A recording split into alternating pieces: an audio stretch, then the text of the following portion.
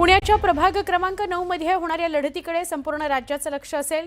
या ठिकाणी भाजपमधून राष्ट्रवादी काँग्रेसमध्ये आलेले अमोल बालवडकर निवडणुकीच्या रिंगणात आहेत। अमोल बालवडकर यांनी नाव न घेता भाजपचे ज्येष्ठ नेते कोथरूड विधानसभा मतदारसंघाचे आमदार आणि मंत्री असणाऱ्या चंद्रकांत पाटलांना आव्हान दिलंय।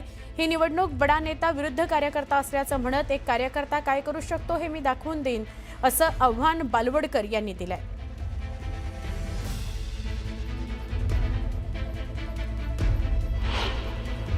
2019 ला या ठिकाणी एक बाहेरचं नेतृत्व आपल्या भागामध्ये विधानसभेला आलं।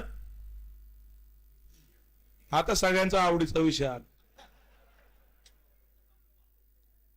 2019 ला नेतृत्व लादलं, बिचारा मेघदाई कुलकर्णीवरती अन्याय केला। आज त्यांची वेदना मला आज समजायला लागली। त्यांनी कदाचित संघर्ष केला असता तर आज माझ्यावर पण हा दिवस नसता आला असं मला वाटतं।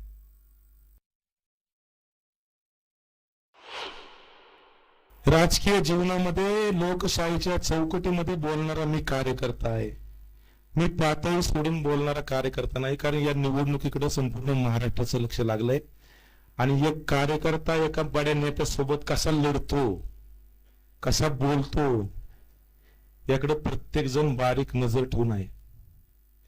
हे उदाहरण मला संपूर्ण महाराष्ट्राला द्यायचं आहे, त्यामुळे ते कसं द्यायचं, शिस्तीत द्यायचंय।